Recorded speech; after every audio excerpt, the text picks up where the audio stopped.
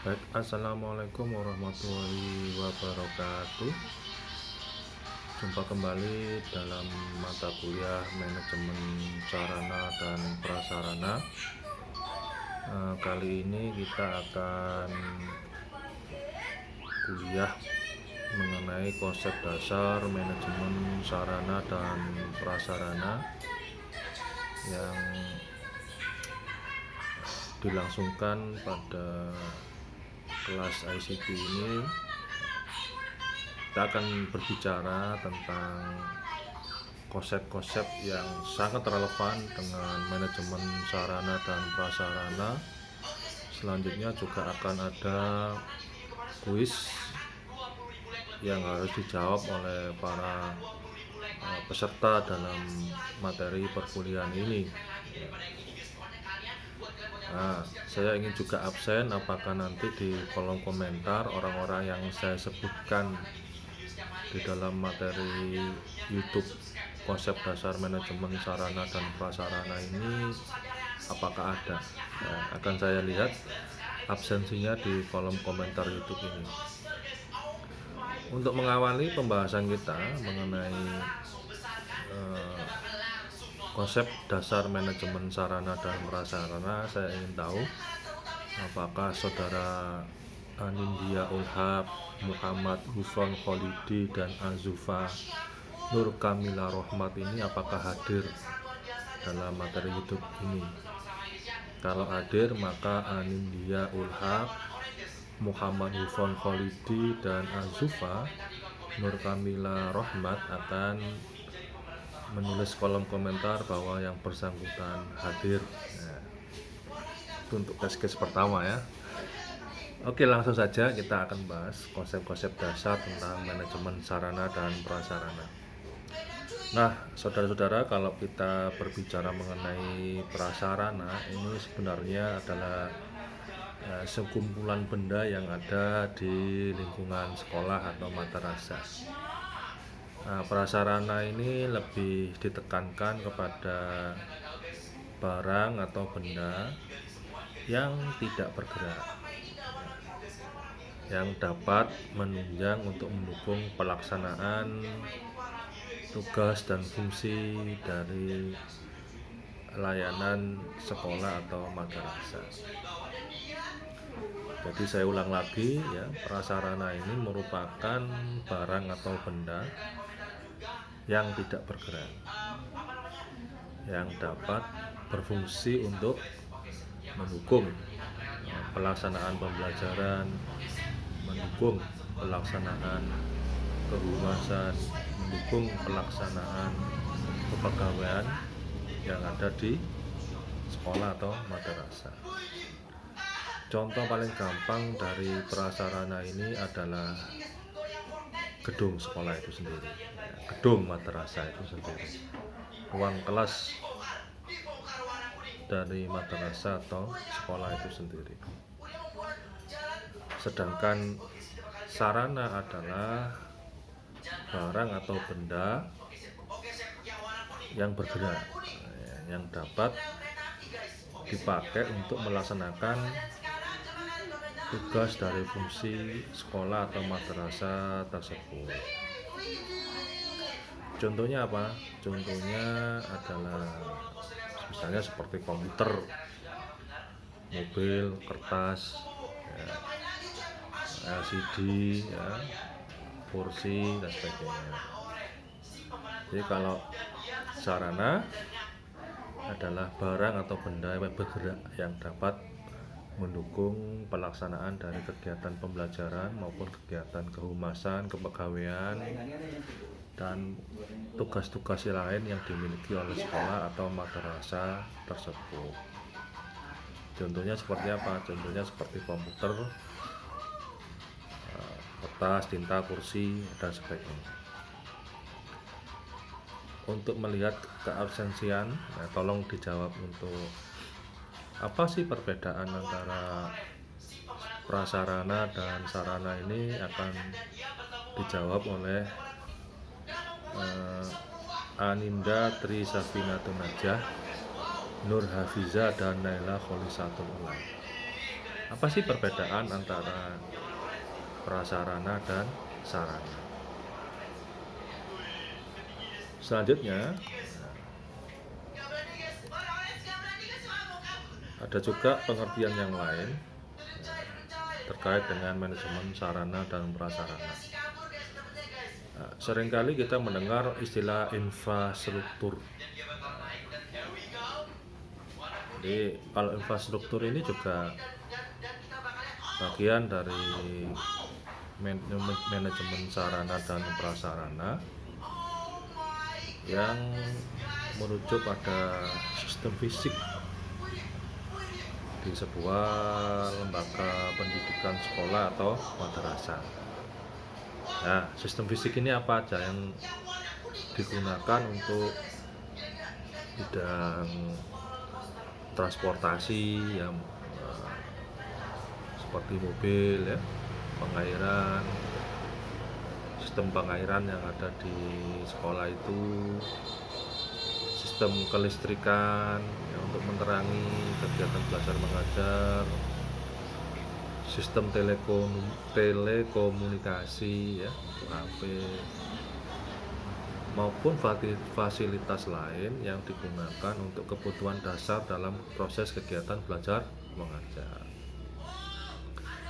Jadi saya ulangi, infrastruktur merupakan bagian dari manajemen sarana dan prasarana yang merujuk pada ketersediaan sistem fisik seperti transportasi, sistem kelistrikan yang ada di sekolah itu, sistem telekomunikasi yang ada di sekolah itu misalnya, dan sebagainya. Nah, kalau fasilitas itu, yang dimaksud fasilitas maksud saya ini adalah segala sesuatu yang memudahkan pekerjaan dari guru, segala sesuatu yang memudahkan pekerjaan dari siswa. Fasilitas adalah segala sesuatu yang memudahkan pekerjaan dari pustakawan. Fasilitas adalah segala sesuatu yang memudahkan pekerjaan dari laporan yang ada di sekolah atau madrasah. Coba ini nanti dijawab oleh saudara Nadia Salsabila Turrahmah, Ziana Sofa Al-Arifin, sama Eka Rizky Cahya Alfian Tono ya. Kalau memang yang bersangkutan hadir dalam channel YouTube ini, maka akan mengisi absensi hadir di kolom komentar sekaligus menjawab perbedaan antara infrastruktur, sarana ya, kemudian juga bedanya dengan sarana dan prasarana. Selanjutnya, kalau kita merujuk pada Permendiknas. Permendiknas ini peraturan Menteri Pendidikan Nasional. Jadi Permendiknas ini singkatan dari Peraturan Menteri Pendidikan Nasional nomor 24 tahun 2007 ya. Saya ulangi, Permendiknas nomor 24 tahun 2007 disebutkan bahwa sarana itu merupakan perlengkapan yang diperlukan untuk menyelenggarakan pembelajaran yang dapat dipindah-pindah. Bersama ya dengan pengertian dasar tadi bahwa menurut Permendiknas nomor 24 tahun 2007, sarana merupakan perlengkapan yang diperlukan untuk menyelenggarakan pembelajaran yang dapat dipindah-pindah. Nah, kalau prasarana menurut peraturan ini ya, Permendiknas nomor 24 tahun 2007 adalah fasilitas dasar yang diperlukan untuk menjalankan fungsi sekolah. Nah, sekolah atau madrasah kalau di dalam peraturan yang ada biasa disebut dengan satuan pendidikan. Jadi nggak usah bingung dengan istilah satuan pendidikan. Satuan pendidikan itu maknanya sekolah atau madrasah. Nah, Ada istilah KTSP kalau dulu ya, kurikulum tingkat satuan pendidikan. Nah, kurikulum tingkat satuan pendidikan, artinya satuan pendidikan itu adalah sekolah atau madrasah.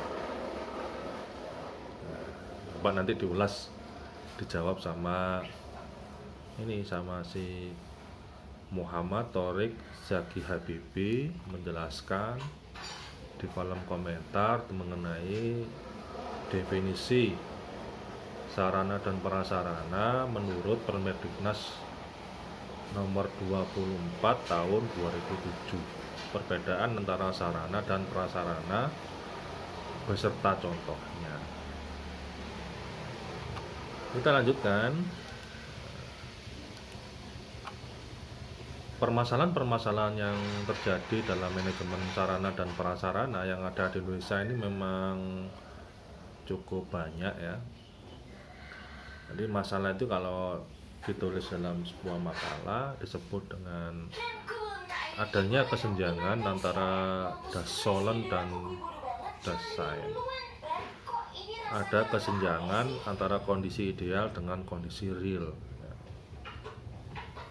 Idealnya sebuah sekolah atau madrasah itu memiliki sarana prasarana yang dengan kriteria minimal, seperti ada ruang dan infrastruktur tadi, ada perabot, ada peralatan dan lahan-lahan yang dipersiapkan untuk menunjang kegiatan belajar mengajar.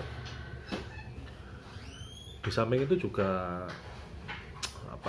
harus sarana dan prasarana yang dimiliki juga harus jumlahnya layak dari segi jumlah maupun kualitas.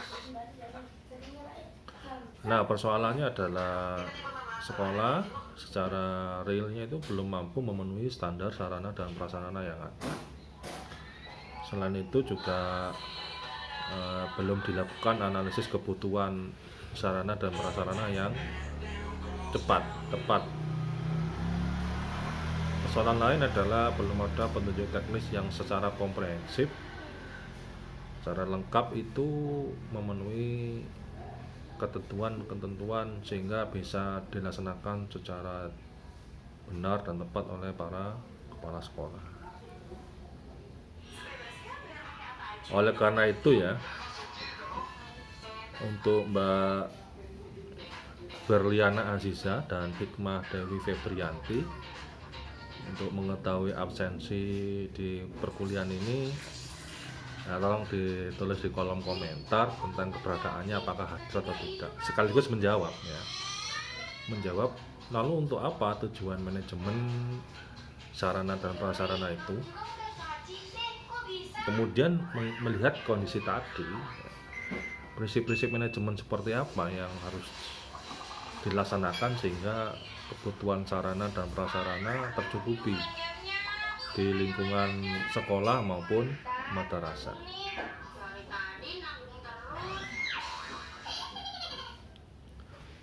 Dari penjelasan ini dari penjelasan dan soal ini saya beri clue agar bisa mudah untuk menyelesaikan tugas-tugas yang diberikan. Dan ingat, nanti saudara-saudara ini minimal harus menjawab 5 soal dari keseluruhan soal yang saya berikan di video ini. Khusus yang tadi kan 1 ya, masing-masing orang kan sudah dapat ya, dipilihkan soal-soalnya. Sedangkan soal yang lain adalah dari sampean bisa opsional memilih dari berbagai macam soal selama video ini berlangsung. Kita lanjutkan. Tadi kita sudah membahas tentang makna dari sarana dan prasarana. Kalau kita kaitkan dengan manajemen sarana dan prasarana, berarti kan maknanya seperti ini. Manajemen sarana dan prasarana bisa dilihat dari perspektif kemampuan seorang kepala sekolah ya, dalam menjalankan fungsi untuk mengelola sarana dan prasarana yang ada di sekolah. Dalam kacamata perspektif manajemen sarpas bisa dilihat sebagai satu kompetensi keahlian. Yang kedua, manajemen sarana dan prasarana bisa dilihat sebagai prosedur atau langkah-langkah yang harus diambil agar pengelolaan sarana dan prasarana itu efektif dan efisien. Sedangkan yang ketiga terkait dengan manajemen sebagai seni dalam mengelola sarana dan prasarana. Nah, dengan demikian kan pendekatan manajemen sarana dan prasarana itu terdapat 3 hal. Satu, terkait dengan kompetensi, keahlian dalam mengelola sarana dan prasarana. Kedua, terkait dengan kemampuan menerapkan prosedur standar, langkah-langkah untuk memelihara, menerapkan efektif dan efisiensi dalam pengelolaan sarana dan prasarana. Yang ketiga, seni, seni dalam memelihara sarana dan prasarana. Oleh karenanya, manajemen sarana dan prasarana ini adalah kemampuan khusus yang dimiliki oleh kepala sekolah sebagai penanggung jawab penuh kegiatan sekolah dan madrasah, baik dia kapasitasnya dalam menggerakkan perorangan maupun kolektivitas kelompok yang ada di sekolah itu, sehingga tujuan pengelolaan sarana dan prasarana menjadi produktif, efektif, dan efisien. Jadi manajemen sarana dan prasarana bisa didefinisikan sebagai kemampuan, sebagai prosedur dan seni yang dimiliki oleh para kepala sekolah maupun pihak terkait, yang dilakukan secara individu maupun kelompok untuk mengelola sarana dan prasarana secara efektif, efisien, dan produktif. Oleh karena itu, dalam soal ini coba saudara-saudara di 12 orang yang ada di kelas ini mendefinisikan ulang apa sih makna dari manajemen sarana dan prasarana. Tolong ditulis di kolom komentar YouTube ini. Nah, kalau kita belajar di Undang-Undang Nomor 20 Tahun 2003, Undang-Undang Nomor 20 Tahun 2003 ini berbicara tentang sistem pendidikan nasional secara global. Jadi semuanya regulasi induknya pendidikan di Indonesia dimulai dari Undang-Undang Nomor 20 Tahun 2003.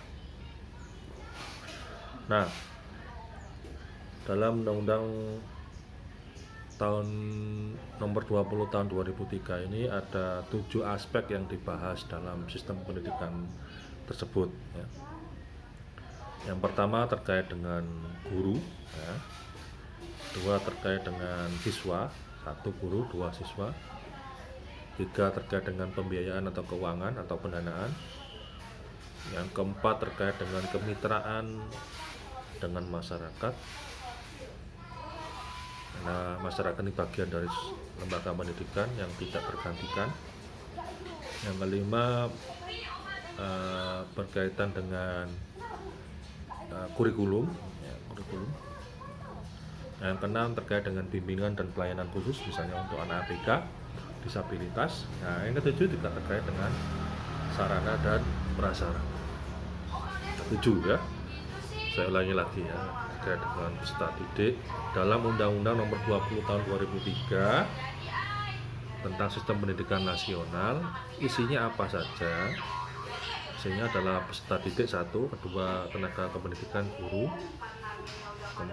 ketiga kurikulum, keempat sarana dan prasarana, kelima keuangan, keenam bimbingan dan layanan khusus, ketujuh masyarakat, kemitraan dengan masyarakat. Ya, oleh karena itu manajemen sarana dan prasarana terkait dengan Undang-Undang Nomor 20 Tahun 2003 tadi adalah upaya untuk mengelola sarana dan prasarana melalui aktivitas perencanaan yang baik, mengorganisasi yang baik, berkomunikasi dengan berbagai macam pihak untuk memelihara, merawat, dan sebagainya, sampai kepada pertanggungjawabannya dilaporkan secara sistematis.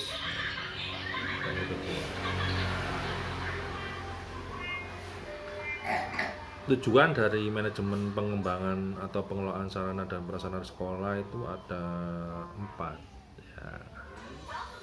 Apa saja itu?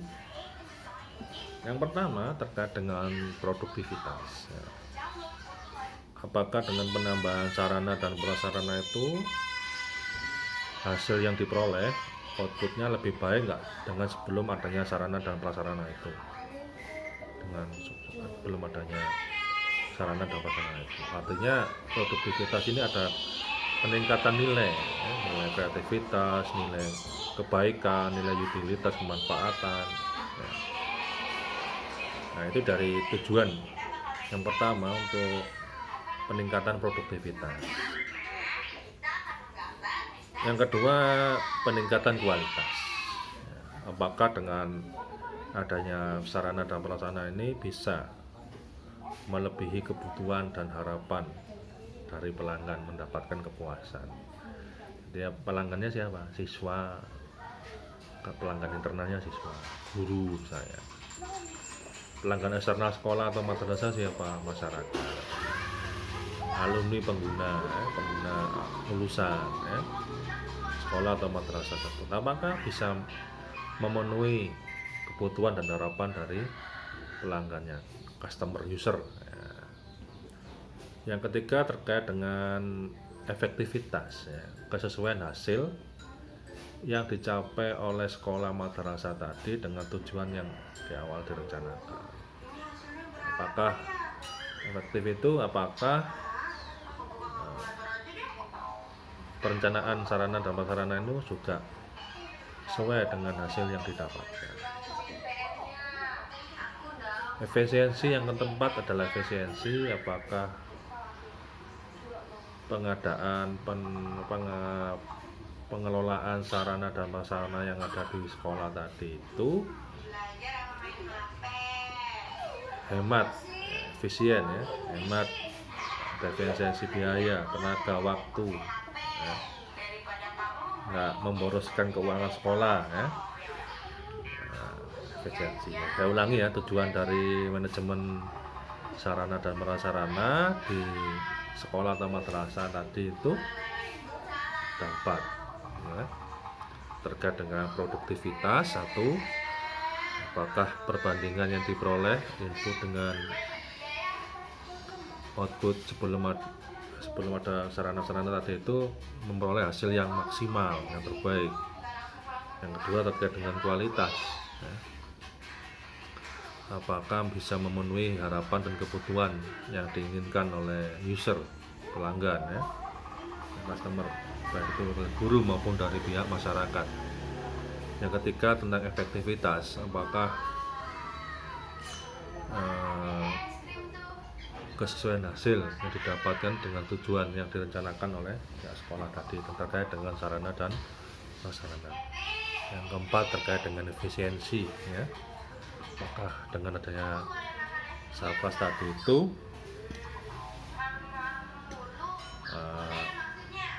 memberikan efisiensi dalam pembiayaan, hemat, tidak boros ya, dan memberikan efisiensi dalam tenaga, perawatan dan sebagainya. Ini adalah contoh berikut dari kuis, silakan dijawab. Kalau milih ini Anda tinggal menyebutkan apa tujuan dari manajemen sarana dan prasarana, jelaskan ya. Selanjutnya, siapa saja sih yang terlibat dalam pengelolaan sarana dan prasarana di sekolah atau madrasah ya, banyak orang yang disebut dengan stakeholders pendidikan ya, mulai dari kepala sekolahnya, guru ya, komite sekolah, siswa, semuanya terlibat dalam pengadaan sekolah. Lalu ini kuis yang baru ya, yang bisa dijawab. Standar minimal apa yang harus dimiliki sekolah dan madrasah dalam penyediaan sarpras, standar atau dalam artian standar sarana dan prasarana seperti apa, berapa yang harus dimiliki minimal oleh pihak sekolah atau madrasah. Itu merujuk pada PP nomor 11 tahun 2007. Ya. Yang paling penting yang pertama ya ruang belajar. Mau sekolah nggak ada ruang belajarnya kan ya sama aja bohong. Nah, karena itu dalam mendirikan sekolah yang pertama kali harus dimiliki adalah ruang belajar. Yang kedua tempat olahraga, lapangan, ya kan, basket biasanya, ya, lapangan voli. Ya. Yang ketiga tempat beribadah, misalnya musola, ya, bagian dari pendidikan karakter yang tidak terlepaskan. Yang keempat perpustakaan, ya, tempat belajar membaca. Minimal juga harus ada laboratorium, ya, bahasa, laboratorium IPA, ya. Juga kalau SMK ini ada bengkel kerja, ya. Bengkel kerja. Yang ketujuh mungkin ada tempat bermain rekreatif, ya, siswa, tempat bersantai, ya, taman misalnya. Yang selanjutnya harus ada toilet, ya. Toilet ini penting untuk kesehatan. Juga harus ada sumber-sumber belajar yang lain. Sumber belajar yang lain ya benar ruang BK, ruang UKS dan sebagainya, atau sumber belajar itu tempat ya tempat untuk memperdalam keilmuan siswa. Bisa juga tempat pengumuman dan sebagainya ya, dan informasinya semakin lancar. Nah, terkait dengan manajemen sarana dan prasarana ini ada banyak hal prosedurnya, mulai dari perencanaan, 1, kedua pengadaan, ketiga penatausahaan, keempat penggunaan, kelima pemanfaatan, keenam pemeliharaan, ketujuh pemindah tanganan, kedelapan penghapusan. Nah, ini terkait dengan prosedur pemeliharaan sarana dan prasarana. Dari segi perencanaan, tahapannya apa saja? Tentu yang direncanakan harus ada kegiatan sarana dan prasarana yang konkret, yang jelas.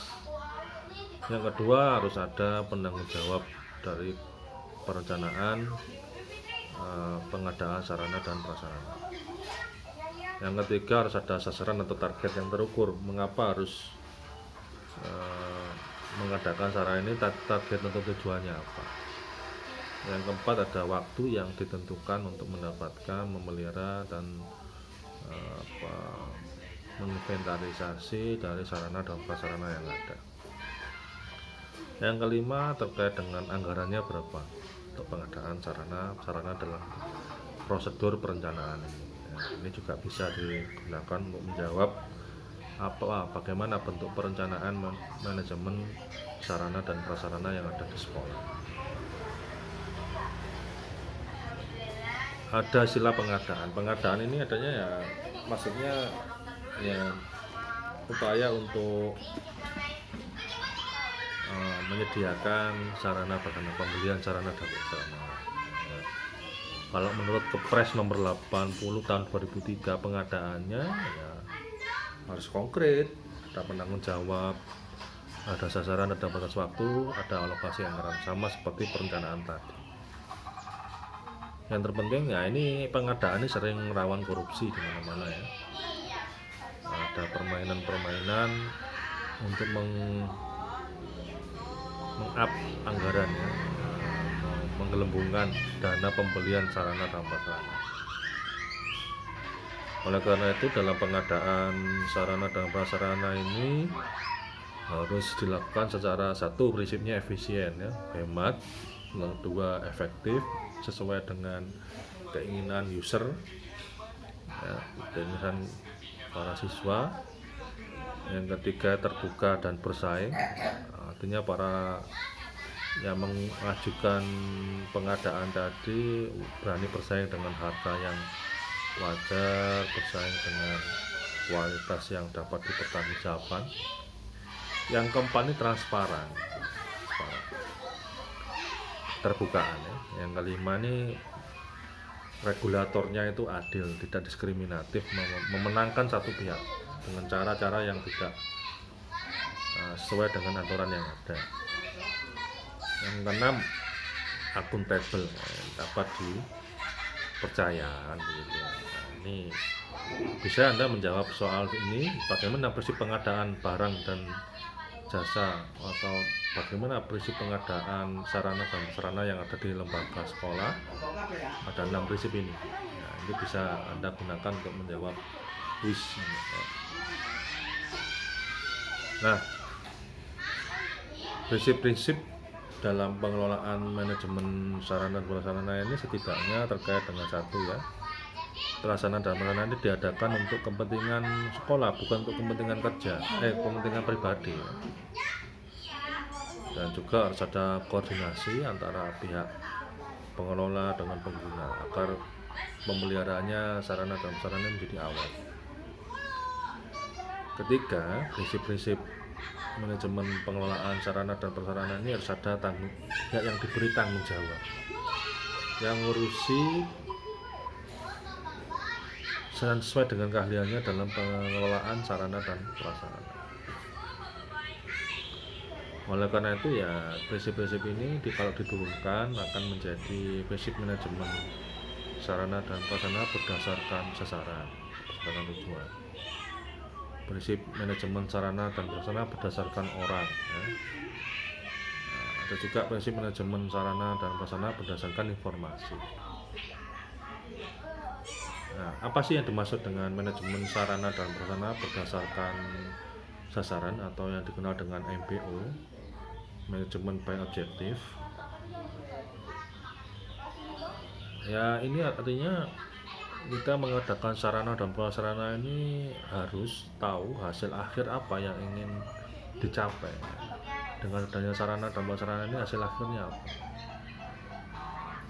Yang kedua terkait dengan menganalisis apakah pengadaan sarana dan prasarana ini sesuai dengan tujuan sekolah. Kan? Selanjutnya yang ketiga adalah menetapkan kegiatan apa yang mendukung, memelihara dan bisa memaksimalkan penggunaan sarana dan prasarana. Dan yang paling pokok misalnya adalah bagaimana kegiatan monitoring dan evaluasi terhadap pengelolaan sarana dan prasarana. Nah, kalau prinsip manajemen sarana dan prasarana berdasarkan orang ini bagaimana bisa keberadaan sarana dan prasarana ini bisa menggerakkan atau meningkatkan kompetensi SDM yang ada di sekolah. Bagaimana pengadaan dan pengelolaan sarana dan prasarana ini bisa meningkatkan kompetensi dan kualitas dari SDM yang ada di sekolah seperti guru, siswa, kepala sekolah, supervisor, pengawas, dan sebagainya.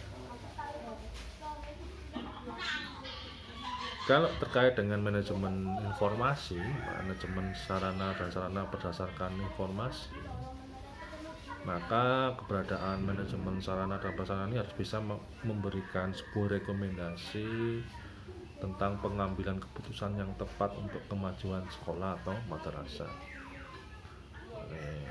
Keberadaan manajemen aplikasi, keberadaan manajemen laboratorium bahasa itu bisa memberikan keputusan yang tepat bagi sekolah untuk mengembangkan untuk layanan kebahasaan di sekolah, misalnya seperti ini.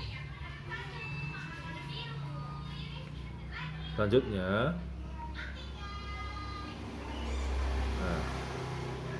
ada juga yang disebut dengan inventarisasi sarana dan prasarana. Nah, ini terkait dengan menghitung aset, jumlah barang yang dimiliki oleh setiap sekolah. Jangan sampai ada yang hilang, nggak tahu arah kemana, kan begitu. Nah, inventarisasi ini termasuk dalam barang-barang yang di sekolah itu termasuk BMN, barang milik negara. Nah, jadi sarana prasarana itu sebenarnya milik negara dan dimasukkan dalam kodifikasi barang milik negara BMN. Aturannya dalam Permenq nomor 97 garis miring PMK.06 garis miring 2007. Ya, inventarisasi selain untuk menentukan jumlah barang yang dimiliki sekolah juga digolongkan secara sistemik ya, agar mendapatkan informasi yang spesifik tentang aset yang dimiliki. Ya, misalnya dalam bidang golongan, terus dalam kelompok dan subkelompok kelompok lainnya. Ya, sebagai gambaran ya, untuk golongan 1 inventarisasinya itu barang tidak bergerak. Seperti apa? Seperti tanah, pagar sekolah ya, tanah sekolah. Atau untuk penggolongan barang yang bergerak, itu golongan 2 misalnya. Seperti apa? Seperti ya alat-alat yang ada di lab, komputer, ya, mesin dan sebagainya. Selanjutnya, penggunaan Sarpras ini dimaknai sebagai penggunaan barang dalam mengelola yang sesuai dengan tujuan pengadaan sarana itu. Nah, kalau tadi penggunaan, kalau pemanfaatan itu maksudnya sarana dan prasarana yang dimiliki sekolah bisa digunakan di luar fungsinya. Ya, misalnya gedung sekolah digunakan untuk sewa pernikahan, untuk mendapatkan uang ya, yang itu disetor ke negara, bukan ke individu kepala sekolahnya. Itu namanya pemanfaatan. Digunakan untuk kerjasama dengan pihak eksternal sponsor ya, misalnya untuk kegiatan pernikahan, seminar gitu kan, seminar, kegiatan ilmiah maupun kegiatan keolahragaan, misalnya ajang olimpiade atau apa, yang itu sifatnya sewa dan disetor ke kas negara. Nah, jadi itu bedanya ya. Itu langkah-langkah yang bisa dilaksanakan dalam manajemen sarana dan prasarana. Itu juga tipe soal yang bisa sampean kerjakan ya, jelaskan terkait dengan langkah-langkah dalam pengelolaan sarana dan prasarana di sekolah.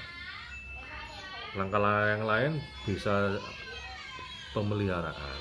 Pemeliharaan ini kegiatan yang dilakukan untuk mempertahankan keadaan suatu fasilitas pada kondisi yang optimal.